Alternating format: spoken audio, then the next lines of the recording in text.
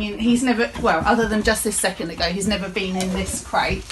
So we're going to teach him about going in the crate and it being a fun, nice place. So I'm never going to drag him and put him in the crate. It's not a punishment. So all I'm going to do is get a treat and throw it in, let him go in. Okay. Tell him he can come out. Even if he was on his way out, I would give him a release command so he knows that he can come out. So mine is okay. So throw it in again. Okay. Good boy. And he gets a reward for going in, a reward for going out. If he was really scared, I'd open this door as well so he can go in and straight out the other way. So, Fossy. Good boy.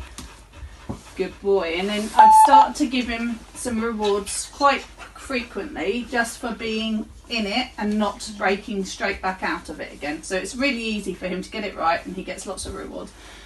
Then I would start to close the door and he would get a reward for the door being closed. Good boy. And then the most important bit is when the door starts to open again is not to let them rush out. So the door being open, this could be like the front door onto a main road, so it doesn't, you don't get to just pile out of it.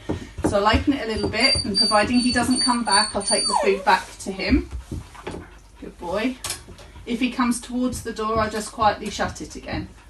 So any movement towards the door will be closed. So if he stays back, he gets rewarded. Good boy.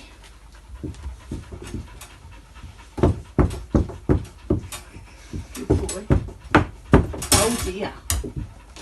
So the door goes closed because he came forwards. And we'll just start again. Good boy. Good boy.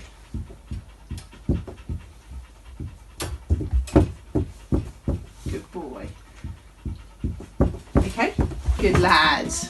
Good. Ready? Steady. Oh, yay, good boy. So he likes going in the crate because the crate is somewhere fun where he gets loads of treats. Yeah, I know you like this game. So the door goes closed, door open. If he steps towards the door, it gets closed.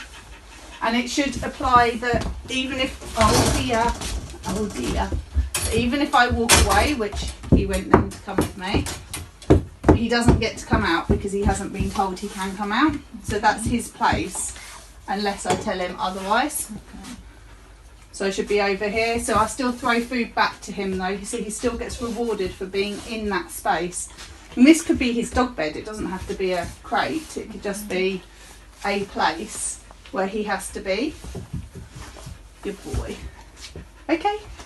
Good boy. Ready? Yes, very nice. Good theory. Oh, Thank you. Good boy. So when he's training, and I'm training my others, I have a high bed and I expect them to be on their high bed whilst I'm boundaries. Excuse me, thank you. Same with the back of the car. If the back of the car opens, I don't want them just piling out. So just because something opens doesn't mean they get to go through it. Okay. So they have to wait to be told they can go through it. So he can go through at the point I tell him, okay. So I would start to test him, see how good he is, and I suspect he'll fail this. That was naughty. So it's dropped out of his reach, so he shouldn't take it. Good boy. His is what is there, not what drops outside. So that's quite hard to test for him. Come on, I need more food. So just because he failed it doesn't mean I won't keep trying it until he can get it right. So he'll get food back. Good boy. Good boy. Okay, okay. And he can have it when he comes out. Good boy. Ready? In your bed? Yes, good. So now he's going in freely. I can ask him to go to bed or whatever you want to call it, in your pod, in your crate. Okay. And so what we do also with our dogs is we set it up with a knock at home. So we'll practice knocking and then getting into their bed so that they associate someone coming to the front door means they get into their bed area. Okay? Okay, so you would set it up by going, yes, super boy. Okay. Yes, super boy. Super boy. So that he thinks that if the door knocks, if he gets on his bed, he gets a reward, which he does always. Super. And then he's not piling everyone who walks through the door, and he's not trying to get out of the door. And he's using his brain up, so he's got like all the bonuses. Yeah. Okay. Okay.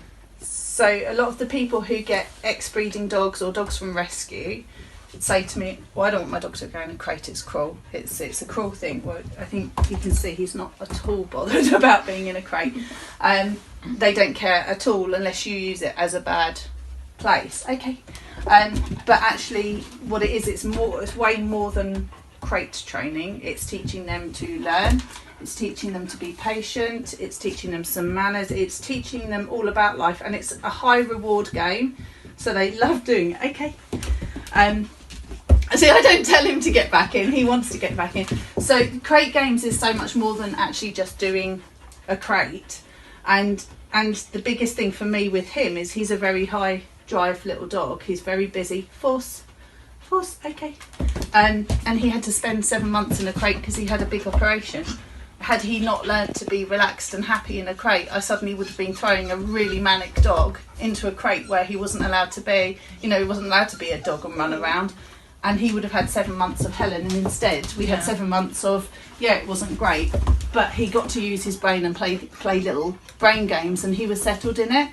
And we've got a very scared ex-breeding dog. Her biggest love in life is her crate area, because it's her safe zone, it's her quiet area. No one messes with her in her crate. She knows that if someone comes that she can't deal with, she's got a place to be. So it's so useful in so many different ways.